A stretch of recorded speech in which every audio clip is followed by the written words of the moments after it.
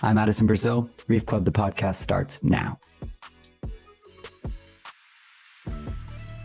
Welcome back to another episode of Grief Club, the podcast, where we take the weekly experiments in my book, First Year of Grief Club, A Gift from a Friend Who Gets It, and use them as a launching point to have a deeper conversation with special guests and friends. Today we have a very special episode where we're going to discuss grief dreams with Dr. Joshua Black. If you'd be down to do some one-word check-ins with me, I'm just going to check in with you. So in one word, how are you feeling right now physically? I'd say tired. Yeah, I'll say heavy. In one word, how are you feeling mentally? Hopeful. I'm gonna say excited. And in one word, how are you feeling emotionally? I'd say positive. Yeah.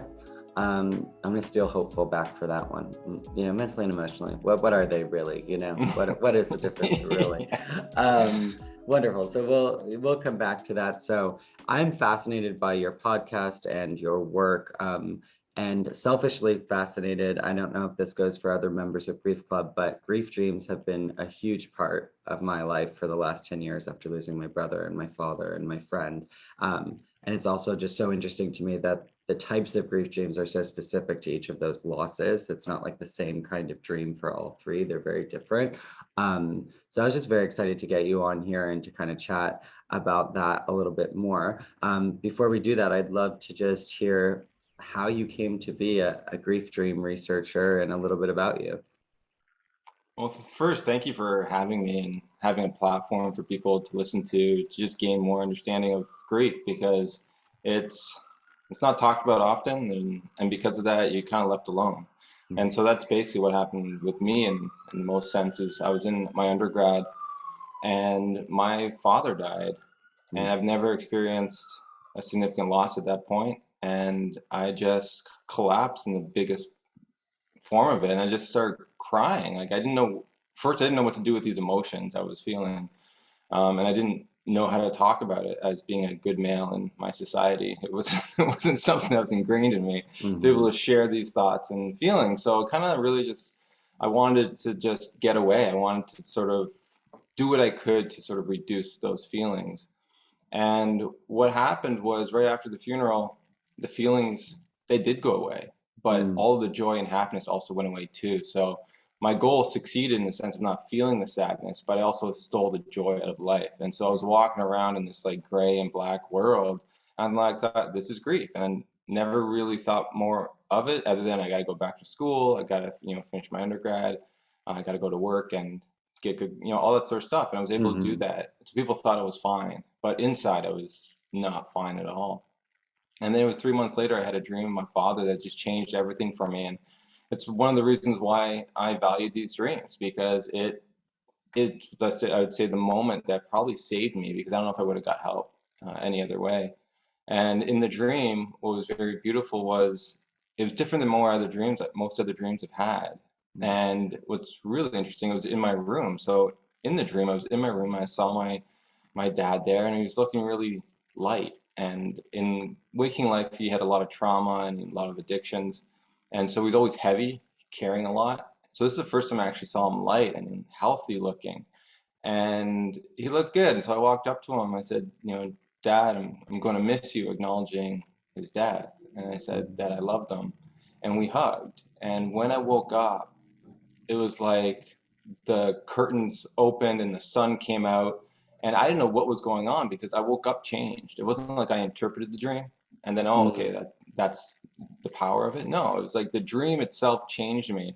I remember just sitting at my bed just thinking, what was that? Because not only do I feel great, I can sort of now regulate my emotions, but the moment in time, and there was just this peace and love within that dream that still to this day captivates me. But yeah, after that, I just sort of moved forward. And so the big change happened when I was finishing my undergrad degree, and I wanted to go to a career that I was planning to go to my entire life, which was to be an elementary school teacher. And then the moment I got the acceptance for the interview to get in, I turned it down. I said, this doesn't feel right anymore. And that's when I didn't know what to do. So I started to volunteer with the bereaved. And this is when I understood this topic needed a little more understanding, because Mhm. the people I was coming into contact with kept asking me about these dreams that they had or they weren't having, and it was causing them some difficulty within their own grief journey. And so when I looked at the research, there wasn't anything there to give them. And I said, oh, well, is this sort of my path? Could I help them? And after a lot of self-talks, Mhm. never wanted to be a researcher. I know it was going to be a difficult path for me because of just the knowledge you need to retain to do that. But I tried it. I said, what's the worst going to happen? And so I got in, did my master's and then my PhD to answer a lot of those questions. And so for me, that's sort of how it went. And once I was in my master's and PhD in psychology looking at this stuff, that's when I realized how big this topic truly is versus what I thought when going in. And I should mention why my dream was so significant to me was, if you look back at it, was there's two things there.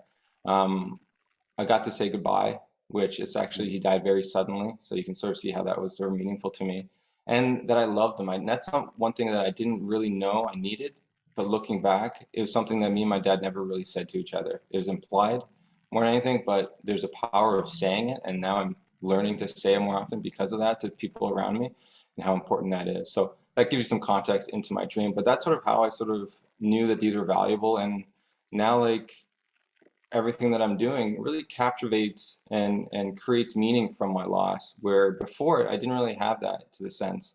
And so yeah, my life has totally changed just because of the one loss. But at the end of the day, like, what a gift that I can bring to the world to be able Mhm. to be in the space and just to allow people to share something that most of the time they keep hidden. And that's really what it is, just raising awareness on a topic that seemed to be neglected in the grief journey.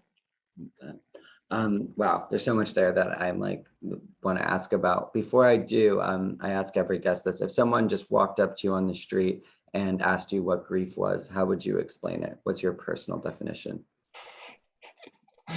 It's a good question. I would say it's different for everyone. And what is it for you? For me, it was a struggle of identity. Mm, mm.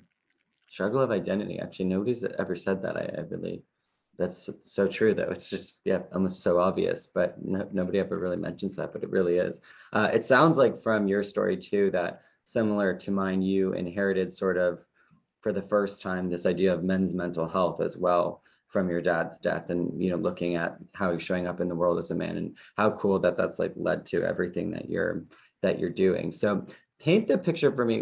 What, like, being a researcher in grief dreams, like what does that look like mostly? Is that like, yeah, I'm just so curious, like how you're really gathering data, because essentially it's all from other people when they're sleeping, I'm assuming.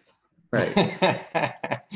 Well, so the beauty is that people have memories of their dreams. So I Hmm. don't need to sort of be at their bedside or bring them into a sleep lab. I really can just ask them the questions. A lot of times it is like online or virtual, the measurements and them sharing their stuff. And so that's usually sort of how I do that. So you can collect some, quantitative data, but a lot of stuff it is looking at, the dreams that they do have.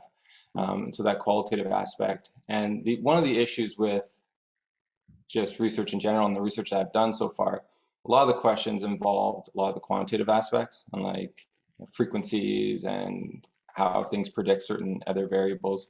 But the one thing I missed was like the story of like what that dream actually means to them in the sense of the imagery. And hence that's why I do the podcast is and talk to people about dreams more in a conversation style, because there's so much more meaning to the dreams than really what I'm getting from the research. Hmm. It's interesting too, because like I dreaded them at first, but then I really ended up looking forward to those dreams, because I mean, I lost my brother at 19, and then my dad at 23. So before 25, it felt like half my family was gone, and there's definitely so much, unsaid and left to experience. Like, just felt like such a kid at the time. But I dream very, very vividly. Sometimes it's like almost annoying. It's like watching like 7 Netflix shows at the same time. Like I literally like wake up and I'm like, stop dreaming, like just Yeah. sleep. Like I like, and sometimes I'm very aware that I'm dreaming, and then other times, of course, like I'm not. But it's really interesting because all my dreams with my brother are sort of we're just getting to do things we never got to do. Like he's just there. It's very normal. And then usually very late at some point in the dream, I realize that it's a dream and that he's died. Mm. And then it gets sort of emotional, and I'm like trying to make the dream continue or asking him to stay longer, that kind of thing. Um, but it's weird because those dreams are always very real. Like I feel like I spent the night with him or we went somewhere, and it's hard to wake up, of course, but then also like I'm always like grateful that it really did feel like an additional memory. With my dad who died by suicide, and I was the one to find him, and it was very sudden, and it's it doesn't take a psychologist, but luckily we have somebody to like. But it's weird because in all the dreams it's always the same thing where I'm trying to get to him and I can't speak to him, and I'm trying to get to him and I can't speak to him, and he won't look at me, he won't talk to me. It's like this, like I'll be in a crowd and he's like in the room, and I'm like, with dad's here, and I'm like trying, the whole dream is just, it's probably only 10 feet I'm trying to get, but just every possible thing gets in the way. And then when I finally get to him and I look at him, it's like he's lost the ability to speak or show up. So it's really interesting. And then with my friend who passed in the accident, it's so weird. I've only ever had one dream with her. And it was this very like grief dreamy, where I went up to this like beautiful white house, and she came out of the house and she hugged me and nothing was said. But I just like woke up with like such a sense of knowing that she's okay. And it was just like this really energetic, fulfilling thing. And I've never seen her again, which again is really weird because I dream so much. And other than I'll have dreams, I don't know how common this is, where it's somebody else, but I know it's really them. Like it's someone else Mm. in the dream, but I know it's my Yeah. brother. Like it's that weird thing where like, but why do they look like so and so? Um, but anyway, yeah. So it's honestly been not only like a nice part of the journey in a way to get to see them, but also a very confusing part. And it can have you waking up with emotions that, it's hard enough dealing with your grief in the waking state in those hours, never mind waking Yeah. up and you having this really mixed thing because you're just screaming for your dad to talk to you and he like won't speak to you. Like it's like this, there's almost like extra trauma in some senses, and then like these extra memories in other senses. And I was like, I just want to get to a point where everybody, it's like my brother ones, where it's like these nice ones. I really thought you had like, like a Dumbledore wand, and you were just, like taking the dreams out of people's heads. I thought it No, was magic. we're not there yet. Not Give there us yet. like 10 years. Inception. Elon Musk will find something, find a way. So in talking to all these people, what's like one takeaway that just kind of blows your mind when it comes to like a consistency or something that comes up with grief dreams? I'd say the beauty of love, Mm, and how love can be the strongest medicine for someone within the grief journey. And I think it's interesting because part of the reason, people say like grief is love. And so the reason why our heart breaks is in the sense of that love that we have for that person, the attachment, but also the thing that brings us our heart back together is also love. So it's a weird kind of dynamic that's going on. And I see that within these dreams, which is very unique and odd, which I wasn't expecting, because in traditional dream research, um, when we look at people's dreams, what you find is most people on average have more negative dreams than positive dreams. And after trauma, you have even more consistently negative dreams. So, after finding your father, you'd expect to have a ton more mm, negative dreams. And you can even see that negative dreamness in the yeah. dreams you're having of him, right? Because there is that different level there. But what we're finding when we actually look at what kind of dreams people are actually having with the deceased, we're finding that they're more or less positive in nature rather than Mm, negative. So it's switched around. So there's something different going on. There's a different function going on with these types of dreams, and they feel a lot different to a lot of people. And one of the really interesting things on the dreams that people say change them in some way, very similar to the dream you had of your friend, mm, is that there's this love that's present, or this peace that's present in the dream. and there's and you get to sort of see them healthy. And I think there's something to that. And I think there's something we don't know about the power of that state, which I think we call it love, but there's so many versions of love out Right. there. But Mm-hmm. whatever that state is, I think has such a healing potential for the body and the mind to help process their grief. It doesn't take it away, but it helps them process in a way that I don't know what else can in waking life. Right.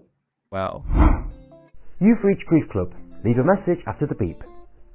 Hey, Grief Club, it's me. Yeah, I know you probably thought you'd get a break from me during this ad, but sorry, it's me.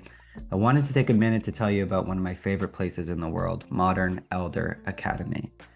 It is the most beautiful location in Baja, Mexico, and I've gone multiple times. I've been in both their sabbatical sessions, which allow you to just go down there, kind of set up home base, and take part in deep conversations, connecting with other like-minded people, yoga, activities. You do as much or as little as you want. You can even work while you're doing it. It's amazing. They also have 1 week workshops that just get you so intimate with where you are and who you are in your life right now. I can't tell you how much wisdom I've fed on whenever I am in Baja in that magic. Also, how much food I fed on, because the food is beyond. Chef Tony is the man, and I literally return year after year for that food. Anyway, please check it out. It is my home away from home, and they are always so good to me. The staff, the founders, absolutely everybody. Modern Elder Academy, or as we lovingly called it, MEA. Very cool. And what's more common do you find with people, like the continuing dreams like I have, or like sort of like more like one formative dream and they kind of process what comes up the most? Yeah, everyone's a little different, which is interesting. And some people say, we'll have just the one dream of the person for their entire life. Other Mm, times, people have dreams every month of that person. And so we still need to do more research to understand why that is. But one of the things that I found in the research is dream recall frequency is one of the biggest predictors of remembering a dream of the deceased. So the more dreams you remember in general, the more likely you're going to remember one of these types of dreams. So it's more of mm, a function of memory, it seems. And then if that's the case, people are probably dreaming of the deceased more than they're actually remembering it. So that's in its own interesting thing, is that maybe people are, or maybe you are dreaming of the deceased a little bit more, but for whatever reason, it's not time to remember it, or it's not right. meant to be remembered for whatever reason. That's so interesting. That so you, I mean, you get people like volunteers, and then they're just aware to sort of, did they like, are you instructing them to basically, as soon as they wake up, to write down what happened when and if they have a grief dream? That would be one way to do Is it. that not how you do? I knew you had That, the one. You got the that's, no, we haven't done it because that would take a lot of time and you'd be waiting Okay. for a while. But a lot of these dreams are remembered. And so a lot of Mm, my study is you ask for people to, within a certain time frame of the loss, to share a dream that they've had, or if they've had a dream, to sort of comment on that. And with that, people remember them. They'll say, "Yes, I had a dream." Like a lot of times, so for spousal loss, it was in the first partner or spousal loss. It was in the first year or two that we looked at the dreams people had, and 86% of people stated they had at least one dream of the deceased. After pet loss, and within the first 6 months, 78% had at least one dream of deceased pet. mm, And then even after miscarriage, 57% of people within the first year had a dream of that child. So that's sort of what we sort of looked at. You sort of take time frames, and as you increase time, people have a better chance of remembering a dream, or more opportunity to remember a dream. So those numbers would increase as you move forward. So yeah, that's basically sort of how we do it. Because a lot of times people don't forget the dreams they have because mhm, they are impactful. If they are positive or negative, they just stay with you. Because one of the things is, as you said, it's a new memory. You never thought you're going to see that person again, but in that moment, you saw that person again, or pet. And so it stores differently. Like that's why people mm, can really remember them, and it can say like it brings up emotion when you wake up. So it's not like a normal dream where you forget it. It's like it triggers something in you when you wake up, and that's why some people have a very positive euphoric feeling. Other times people can have a very sad and even terrifying experience, can trigger a lot of the trauma that's going on.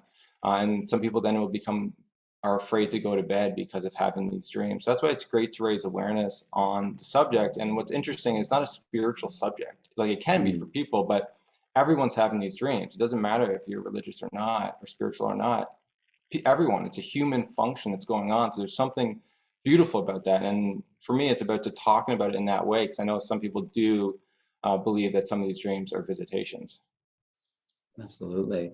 So for somebody who is in that position of like a fear because like they keep coming up, or like I know again after my dad's, like mine were, kind of, I was like having nightmare dreams about everything at that time. Like it was obviously, part of the PTSD, but it was in dream world. It wasn't even around what had really happened. It was just these like these situations that just were like impossible to get out of night after night. And I honestly wouldn't have said it at the beginning, but when you said that, I was like, oh yeah, I forgot. I used to stay up like all night for almost half a year and then sleep during the day, because at least if I had the dreams in the day, when I'd wake up, it would be like daytime and like other people would be awake, and it would be more grounding. But kind of going all night in the dark, like having sort of these dreams.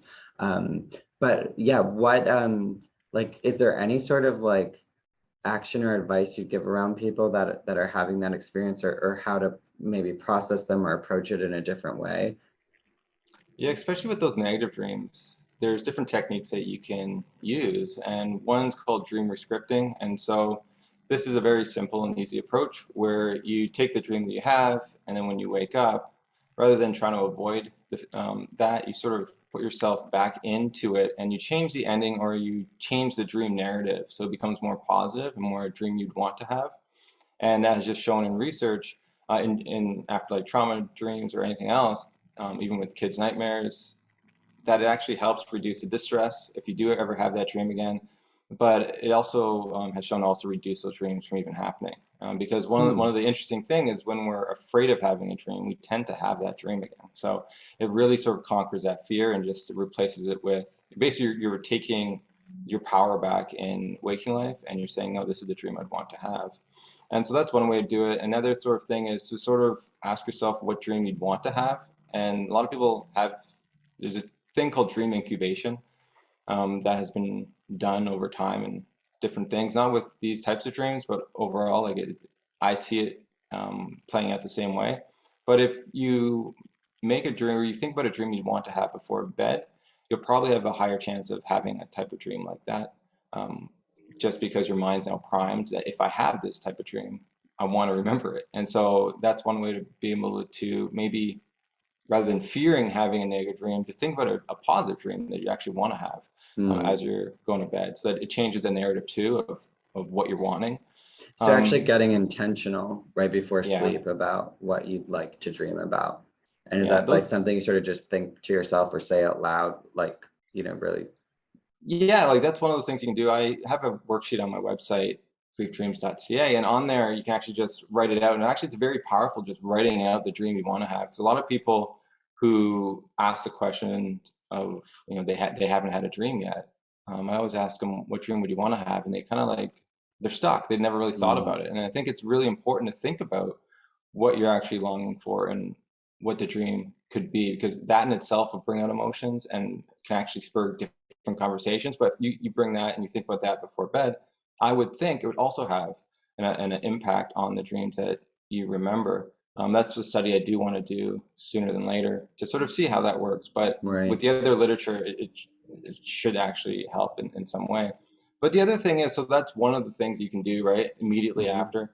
But the other thing is to try to understand where the dream is coming from, because another approach is if you understand what your dream is trying to tell you, well, then you can actually work on that in waking life, and it doesn't need to tell you anymore. Like it's basically, I sort of see dreams as like my best friend, and it's telling me things that sometimes I'm avoiding in waking life or I can't see, and just saying like, no, this is important. You have to sort of look at this. An example of this would be, I had a woman who, who was a widow. She kept having this dream of her deceased husband coming back, knocking on the door. She opens it, and he's basically back. And she's like, "How could you lie to me? You're supposed to be dead." And he's like, "Oh no, I was just hiding." And she was just like, cursing him out to sort of say like, how could you do this to me? Mm-hmm. And then he's like, oh, Yeah. right. And then he's like, I found my dad in other countries, and I'm like, are you kidding? But also kind of happy that he was like, oh, well, at least you're alive, like, but I'd be like, oh my God, like he's like living in this other country, like, or he comes to me and he's like, oh, I had to do it, like, there's like, but now you can come, like, just all those scenarios kind of thing. Yeah, it's wild. That's it. It's a pattern. But what's interesting is what happens after those moments. And for this woman, what happened was he then said, the only reason I came back to be with you again, and she's like, oh, it can't. I'm in another relationship. And he's like, okay, if I can't be with you, I want all the money that you inherited. And she'd be like, well, why would you do something like that to me? Why are you such a mean person? And then he became very menacing to her. And she kept having this dream over and over again. And so when you actually look at it and you talk to the person about the dream, there's two big things that you can gain from it, that the major themes. The one is there's a new relationship that's mentioned. And so she's probably having these difficulties trying to be in a new relationship, because how are you supposed to, it's very hard to love two people.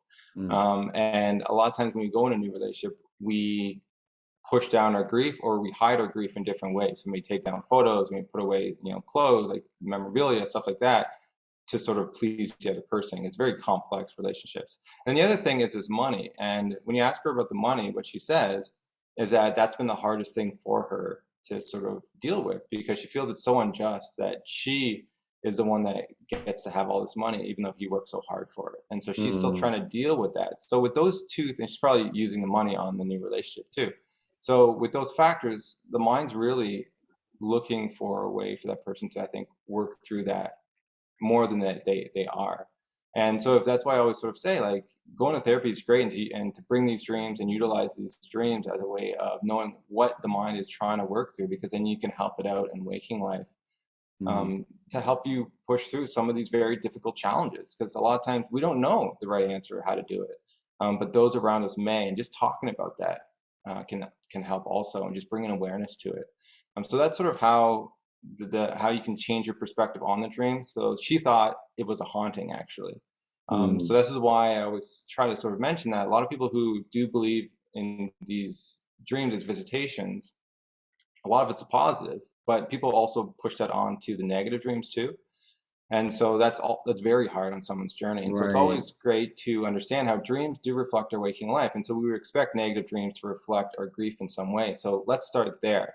And if that doesn't work, then you can bring in maybe it's a haunting. I don't know. I don't know I don't know how the world works. It's a delicate, you have to sort of, I guess, decide for yourself what you believe in, and what it means. Because like for me, I really had to make that separation, that these weren't like proof that they were like somewhere and coming to me like in real time. They were just like extra experiences, like energetically, because then it kind of did feel like, especially with the more post-traumatic stuff, like a haunting, or like the flashbacks were real, or those types of things. So it had kind of had to be the separation of like, and until you said it, I didn't even realize I was doing this, but I was like, I did find the gratitude for getting the experiences, but I also wasn't like classifying it as like, my brother's name, Austin came to me last night, like, and it was like in that moment that he came, and like, that like, I don't know. I like to think that my loved ones are not sort of like sitting around waiting to guest star like an episode of Seinfeld in my dreams. Like, I hope, like, at the very least, the deal is you get to sort of just be free. You're not sitting on a cloud watching everyone else struggle. You know what I mean? Like, now's my time to come into a dream. Yeah, exactly. So it's like, honestly, it really is like a guest star inside, or Kramer just waiting to come into Seinfeld's apartment. Like, it's like bust open the door. It's interesting. I said there's a lot of mystery and wonder around these dreams that I still have, and which I love doing the topic, because there's a lot of wisdom wherever it comes from. There's just a lot of wisdom in a lot of these positive dreams, even the negative ones too, on just understanding what grief is, understanding a little bit about trauma, understanding love and the difficulties with identity, transformation. So there's just so much within these dreams that I think if people just knew, they wouldn't be afraid to talk about it. It'd be something that would be very encouraged and inspiring to actually talk about this subject. I just think just because there's no knowledge out there, people just were left to their own devices. So people just started saying things people told them, or theories that they had, and no one really had any kind of like scientific evidence to back up what they were saying. And so we're in this weird position where there's just 1,000 theories out there, all based on people's own biases rather than actually some of the research. So Right. hopefully this helps people to just really normalize it, because a lot of times people are afraid to share their experience, thinking that the person will judge them. And I've heard enough that people do judge because they don't have the information or the training to know how to deal with those dreams or what to say, which is Right. sad to Yeah. me, because the last thing I want is someone on a difficult part of their journey to also complicate their journey because of these dreams, which can actually be very helpful to them. Yeah, absolutely. And so obviously being very conscious of who you have on your team working with you through them as they come up. Um, Gosh, I love that. I'm obviously just like fascinated. I could ask so many questions about what you found, but I will not keep you all day because I'm committed to you having a good rest of your day. Um, yeah, and I did listen to sort of the recap episodes on your podcast of like, of the 2021, all the dreams. And I was like, wow, like a lot of people have these distinctive single dreams where this formative thing happened. And maybe earlier in my process, like you were saying, like within the first year, I would have had a distinct one dream. But now, like when I think about it, they've all sort of, except for that one dream with my friend, sort of blended into like a theme that like continues to happen. So basically you're saying like I need a lot of therapy because my dreams just keep trying. Oh, he didn't get it yet. He didn't. Oh my God. Could you imagine if it was visitations? My brother and my dad would be sitting there like, I think I'm gonna scare the shit out of Addison tonight. I was gonna do that. I think I'm maybe let's do it together. Let's do it together. He's not getting it yet. He's not getting it yet.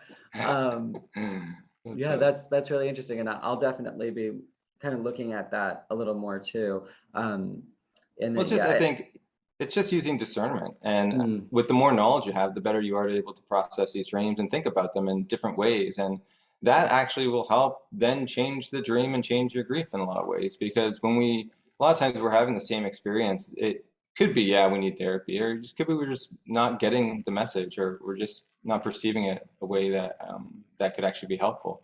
right. And so, yeah, like with your stuff, especially with your dad, like just searching for him to try to, I think you were saying, like say something to him or speak with him. And I think there's something to that, and it's just understanding like the gravity of what you dealt with when it comes to a loss by suicide. Yeah, when And you're the saying that, even questions. right now, I'm like, why do I need to say it in the dreams? Like I could Oh say yeah. it right. I could say it out loud. I never thought about that. Like I could just Yeah. say it, Yeah. it's so, even just speaking to one other person, you like when you hear it back, you're like, oh, well, this is the advice like I would give, Yeah. or this is what's coming up for me now. But sorry, I didn't mean to cut you off there, but I was just like, No. yeah, why don't I say it? Like, just why do you have to say it in those like contrived situations? I'm so curious because I'm so aware when I'm dreaming, like so aware, like I'm both the narrator, I'm like directing, I'm like it's just like I'm thinking about what I have to do tomorrow, but then I'm like in this like terrible Black Mirror Netflix episode like every night. It's just like, please, like when you said the worksheet, like the funny in me is like my worksheet would say no dreams, just sleep, like because there's just so many all the time. But I feel like that would also be different in the way people experience it if they're not like, if the dream feels like a movie scene, like they're not aware that they're dreaming when it happens. Because so often I am somehow aware in the dream that I'm dreaming. And so it gets kind of convoluted because I'm trying to use the dream, kind of like Inception. This whole time I'm like, so is Inception real? Is that what you're I can do Inception every I can night. do anything. And I guess the good question is like, so you're lucid dreaming, that's what it's called. And so the question is, there are different levels to it. And so if you get better at that, you could even change that dream. So you could speak to your father and you could say, bring your father in and tell him what you would tell him if you actually met in the dream. So there's, with that kind of power, with that kind of sort of ability to have those lucid dreams all the time, if you get better, you could bring characters in and be able to share what you want to share. And so that's kind of interesting in itself. And I've had people talk about doing that when it comes to the deceased, if they're really good lucid dreamers. I'm personally not. Most people aren't. It is a talent or a skill that you can learn. It takes time. But other times, like for you, I think that'd be interesting to sort of think about is what would you say if you could? And then that's, if you ever have that opportunity, it'd be interesting to see how your dreams will change after that. yeah, kind of setting like, so I'm aware and I know what I would say when the next opportunity kind of comes up. Yeah. I'll take that. I'll take that as homework. Why not? All right, well, while we wind down, I always like to bring up this idea of find the funny, because I said if I was going to do this thing and dive into the grief space, it had to be equal parts honor the journey and find the funny. Otherwise, it can just get kind of dark, which I'm sure you have as well, talking about death the whole time. Obviously, I've been finding the funny the whole way through here with, with this idea of, what my brother and my dad are doing up there and Inception and Harry Potter one, because I just like can't behave. But what makes you laugh? Where's the funny in your life? Like, where do you go for that? It's interesting. I think just being able to hear people's stories, and a lot of times that there are very beautiful dreams. And so beyond the love and all that sort of stuff, there are these funny moments that happen when I ask people about their dreams. And I just, there's still this one moment I still laugh about is I was doing this like public talk and I asked people, does anyone have a dream they'd like to share? I always want to give people an opportunity to be able to voice a dream they have, because a lot of times they've never actually voiced it to anyone.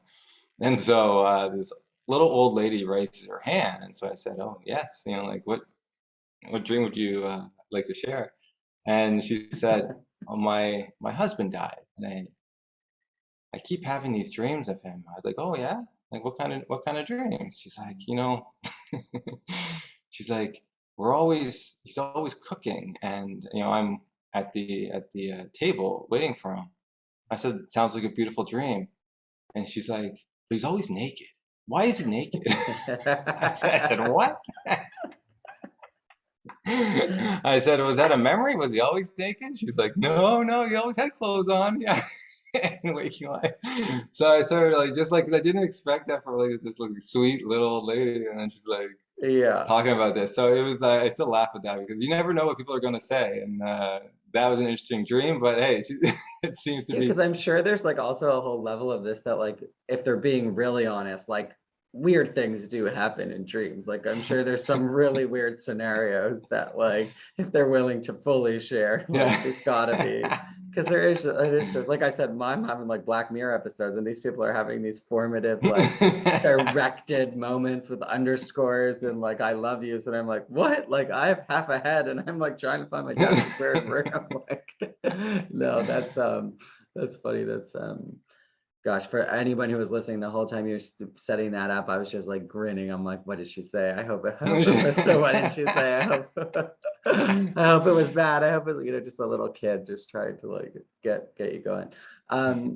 So if people want to like look into you or work more, which I'm sure they will, because I know this is just honestly, you're so right. This is such a big thing for grief, and it's not talked about much. And like considering how much I've like even just said, like, I mean, I've had gone to the ends of the earth with my healing between doctors, therapists, coaches, and as much as my dreams have always sort of been this constant thing, it hasn't been something we've really focused on either. So it's kind of opening a cool little door for me. But if people want to find you more and the podcast, of course, where can they do that? So they can go to my website, which is griefdreams.ca, or they can look at the Grief Dreams podcast. There's just a bunch of people telling their stories of life, loss, and the dreams. And it's really just asking that one question changes the narrative, because a lot of times grief is so heavy, but these dreams tend to give people comfort and respite, and also wisdom to proceed through the journey and the courage to proceed. And so there's so many stories I want to tell you. Maybe I'll tell you off air on like how these dreams just really encourage people. And like I always wonder where our society would be without people having these dreams, because they have been so impactful in people's lives and their journey and processing it, that I just, it makes me curious to sort of, like there is a function to these dreams that are helping humanity, and yet we're just not there in the sense of talking about it. So hopefully, I said like this will help people ask the questions and realize there's more to the story than what maybe they've been told their entire life, or what other people have told them about dreams. And so there's a lot more, and just always use discernment when it comes to understanding these dreams, because people will take you in some wild directions. I'll tell you. I've heard some wild stories. Yeah, I bet. And it's kind of, I say throughout the whole book, like remaining curious, compassionate, and kind, like through any sort of processing, of course. Yeah, well, if you ever need somebody to do, like an Inception boot camp or something, if it goes to the next level, I'm in Okay. to like go to adult summer camp for 2 weeks. All right, I'll sign you up. Just live out my Leonardo DiCaprio dream. Thank you so much for being here today, and we'll talk to you again soon, I hope, for sure.